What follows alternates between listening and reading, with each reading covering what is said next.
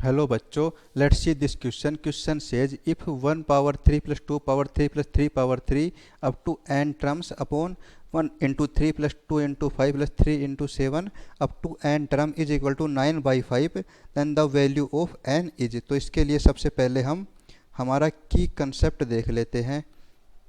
ये होगा की कंसेप्ट. सबसे पहले देखते हैं कि फर्स्ट n नेचुरल नंबर का सम कितना होता है. ये होता है n इंटू एन प्लस 1/2. ऐसे ही फर्स्ट n नेचुरल नंबर के स्क्वायर का सम होता है. ये होता है n into N plus 1 into 2n plus 1/6. And first n natural number के क्यूब का सम होता है n इंटू एन प्लस 1/2 का होल स्क्वायर.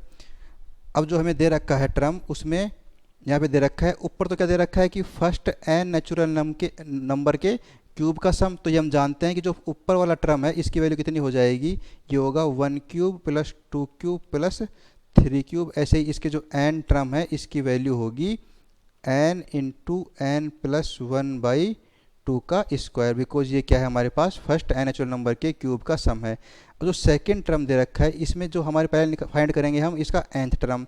सो इसका nth टर्म an क्या होगा. हम देख सकते हैं कि जो पहला क्या है ये 1 2 3, यानी ये तो सीधा हमारे पास n आ जाएगा क्योंकि ये फर्स्ट टर्म में जो हमारे नेचुरल नंबर लिखे हुए हैं. और सेकंड क्या है 3 5 7, जो कि हमारे पास ओड नंबर्स हैं. सो ये हो जाएगा 2n प्लस 1. अब हमें इसका सम ज्ञात करना है तो यहाँ पे an क्या आ जाएगा. ये होगा 2n स्क्वायर प्लस n. ऐसे यदि मैं इनके सभी टर्म का सम ज्ञात करूँ तो ये हो जाएगा 2 summation n square plus summation n. और इसकी वैल्यू क्या है हमारे पास n into N plus 1 2n plus 1/6. So ये होगा 2 into n plus 1 2n plus 1/6 and ये होगा n प्लस 1/2. अब हम क्या करते हैं, यहाँ पर जो हमारे पास n into N plus 1/6 common ले लेंगे तो ये हो जाएगा n into N plus 1/6. So यहाँ पर आ जाएगा 4n प्लस 2 और यहाँ पर आ जाएगा प्लस में 3. सो ये बराबर होगा अपने पास n इंटू एन प्लस 1/6 और होगा इंटू में 4n प्लस 5. सो अब हम क्या करते हैं, इसका जो रेशियो दे रखा है वो दे रखा है अपने को 9/5 के बराबर. सो यहाँ पर ये आ जाएगा n इंटू एन प्लस 1/2 का square upon n into N plus 1 और 4n plus 5/6 is equal to 9/5. So यहाँ पर ये आएगा n into N plus 1/4 upon 4n plus 5/6. So ये तो आ जाएगा 2 एंड ये आएगा 3 इज इक्वल टू 9/5.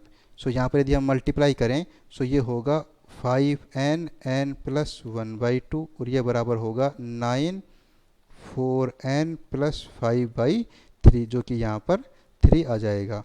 सो ये होगा 5n square plus 5n that is 3/2 6.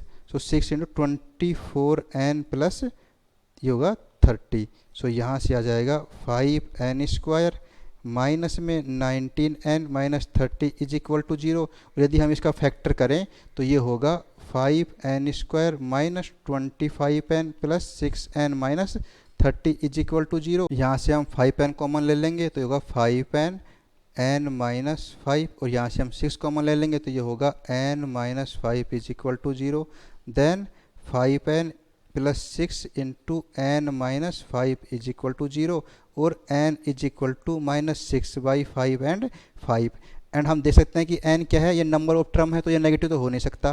तो यहाँ से आ जाएगा n इज इक्वल टू 5, यानी हमारे पास 5 टर्म आ गए. अब देखते हैं कि हमारे पास कौन सा ऑप्शन राइट आंसर है. तो यहाँ पर दे रखा था कि वैल्यू ऑफ n क्या होगा, तो ये होगा 5. ये हमारा फाइनल आंसर हो गया. I hope you understood. All the best.